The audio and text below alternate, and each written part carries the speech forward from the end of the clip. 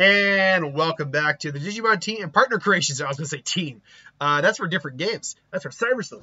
Digimon partner creation series. This creation series request today came to us from ZZ Fam. Well, that's the question. What is Zoro from One Piece's Digimon partner? Or who is, I should say.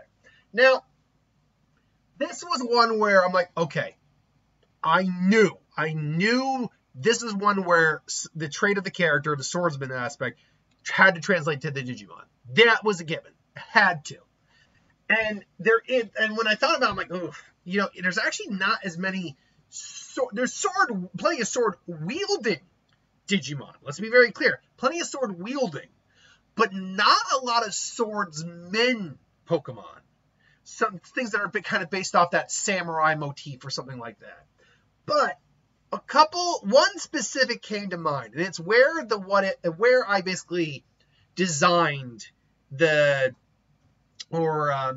and chose the evolutions as I went along. So I started with the Mega and worked down. So starting with the Rookie, this might be a surprise to you, but it'll make sense once we get further down.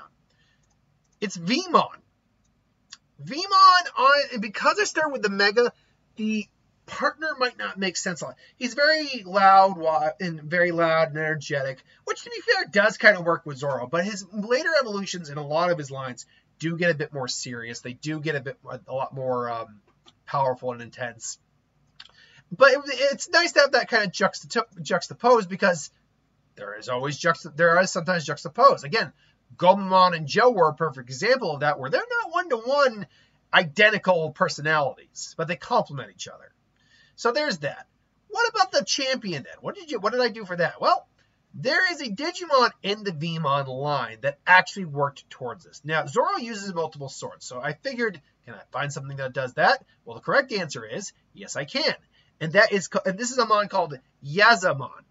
Yazamon is a Vmon Digivolution using I believe it's the crest or Digi-Egg of Sincerity. It's an armor Digimon. Now, you might be saying, well, wait, don't you need the Digi-Egg to do that? Is that how that works? Technically, yes, but we know for a fact that these Digivolutions can be obtained technically through other means as well, because we see them in the animes. A lot of time we see these armor Digivolutions like Alomons, Lynxmons, whatever, just in the wild. So it's unlikely they all just go find the one Digi-Crest or Digi-Egg and be like, I'm going to touch it. That, or I'm guessing must be multiple Digi-Eggs out there, or it's just that armor Digivolution is automatic when using a Digi-Egg. Those evolutions can be accessed through other means. My guess is it's more closer to that last option.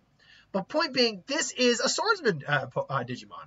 Now, specifically, one of the reasons I went with this is because of its family. Not family. Because it's the type of Digimon it is, because that translates downward to the Mega. It's basically, it exhibits power like a fierce god, although its offensive power is tremendous. It has a side that is deeply devoted.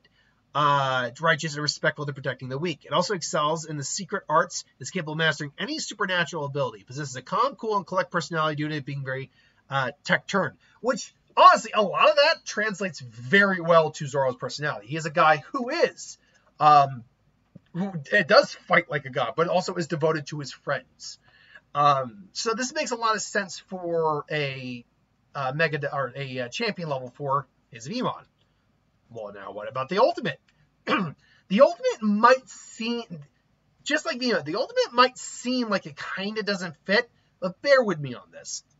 Matadormon. Now, why Matadormon? Again, Demon Man Digimon is one of the big reasons I went with this. Also, it's a Digimon that uses blades. So that was a, where are you? Matador. Come on, Matador. Sorry. There you go. Matador. Come on. Dormon. There it is. But it has blades. It does have these very long, like blades, fingers, I guess they are. Apparently, it's a It's an undead Digimon, and it's actually an undead type, but it belongs to the Nightmare Soldiers. Nightmare Soldiers family, which is why I chose it for the Digivolution past this. And there's a reason for that, because it shares the Nightmare Soldiers with the Mega. It is a blood-sucking martial arts Digimon that performs a magnificent dance. It's said that it is born from the folk dance database of a certain museum and has mastered unique sets of Burudogu. It uses its fluttering garment to deceive the opponent, and when the opponent drops its guard from its glance as soft colored cloth, falls upon them with countless rapiers stocked in its arms. Okay, so it is swords he's using. Again, multiple swords, very skilled, very capable. But that might not make that might be a little bit of a stretch. I admit that. But the reason the reason I had actually such a hard time doing this list is because when I found the Mega, which I already knew what the Mega was going to be, that was I couldn't think of a Mega that really didn't work out any better. In fact, technically, this should be more like Draco Mihawk's Mon Mega, but still. The issue ultimately actually came from the fact that there is no listed Digivolution line for this Mega Digimon. I can't find any previous forms to this. It just exists. So the Mega, and it's actually one, I believe it or not, I've had on this channel before. I've just done it in a Versus video before. Tacimon. And we're just going to move Vmon here out of the way. Tacimon is a Mega level Digimon. He is part of the Nightmare Soldiers and is a Demon Man data type Digimon. Tacimon is a soldier Digimon that possesses a peerless sword called the Sword of Storms.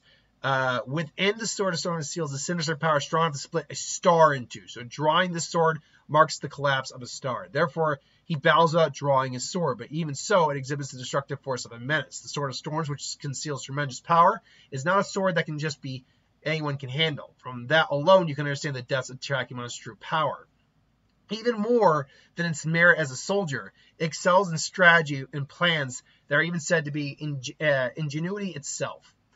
Point being, this is like the pinnacle kind of like a swordsman Digimon, more or less.